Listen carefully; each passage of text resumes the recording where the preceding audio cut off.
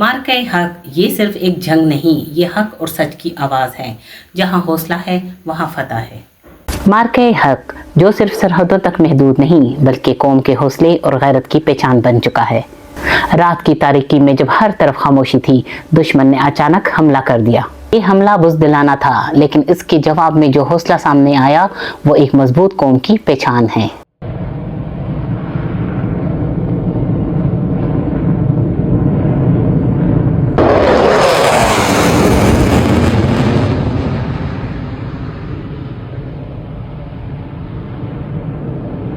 Pakistan army के जवानों ने फौरी मुअस्सर जवाब दिया।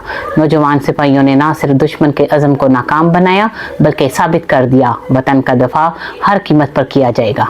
तैयार रखो अपनी कुव्वत ज़राए जंग के साथ, ताकि हैबत तारी हो जाए उन पर जो दुश्मन है तुम्हारे और अल्लाह के, और वो जिन्हें तुम नहीं जानते मगर अल्लाह जानता है। ये सिर्फ एक झड़प नहीं थी बल्कि ये हक और सच के दफा की एक वाज़िया मिसाल थी, जहां हौसला खौफ पर गालिब आ गया। पाकिस्तानी कौम हमेशा की तरह अपनी अफवाज के साथ खड़ी रही। यही इत्तेहाद और यकजहती हमारी असल ताकत है जो हर मुश्किल के वक्त हमें मजबूत बनाती है।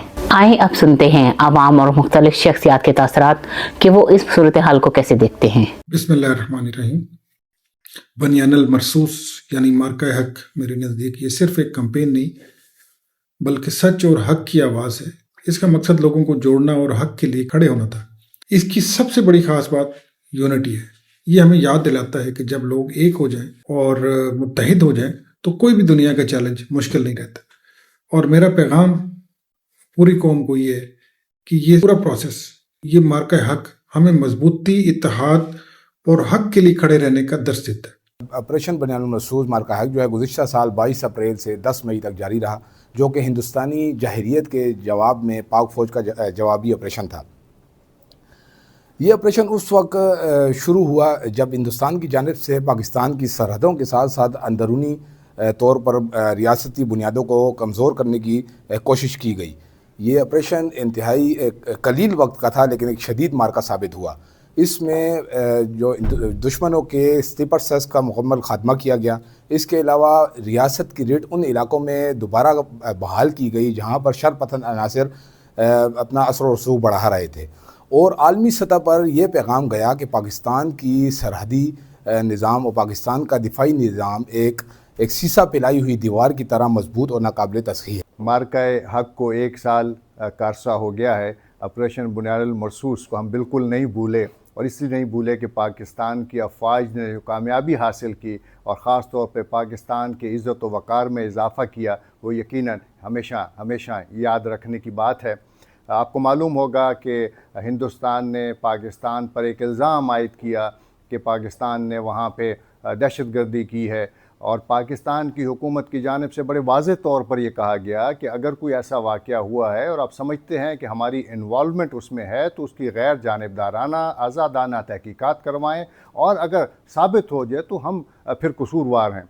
लेकिन बजाय ऐसा करने के हिंदुस्तान ने पाकिस्तान पर हमला कर दिया, और फिर पाकिस्तानी शाहीनों ने जिस तरह से दुश्मन को जवाब दिया, मैं समझता हूँ जिस तरह आपको मालूम है कि 6 जहाज़ तबाह हुए, और ख़ास तौर पर राफेल जहाज़ जो इंतहाई अहम जहाज़ है, अहमियत का हामिल जहाज़ है, उसको तबाह किया गया।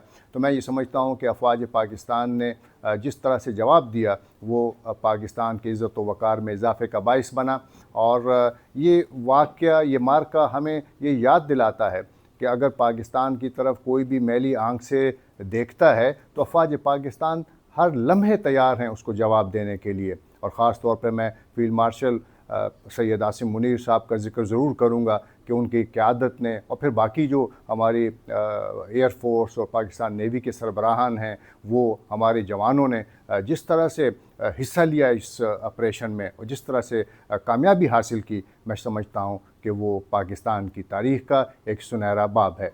हम 1 साल के बाद इस मार्के को याद कर रहे हैं और बड़े खुश हैं, फ़ख्र महसूस करते हैं, और ये उम्मीद रखते हैं कि आने वाले दिनों में भी अगर पाकिस्तान पर किसी ने बुरी नज़र डाली तो यकीनी तौर पे अफवाज पाकिस्तान उसका भरपूर जवाब देंगे। यह की सबसे बड़ी बात यूनिटी है। यूनिटी का मकसद सबको इकट्ठा करना और सबको पता हो कि मुसीबत के वक्त में कैसे एक होकर मुसीबत का मुकाबला किया जा सकता है। اور یونٹی کا مطلب ہے کہ جب لوگ اکٹھے ہو جاتے ہیں تو کوئی بھی چیز مشکل نہیں رہتی. مارکہ حق ایک داستان بہادری، حوصلے اور سچائی کی. حق ہمیشہ سرخرو ہوتا ہے. Nida Naheed, the open journal, Peshawar.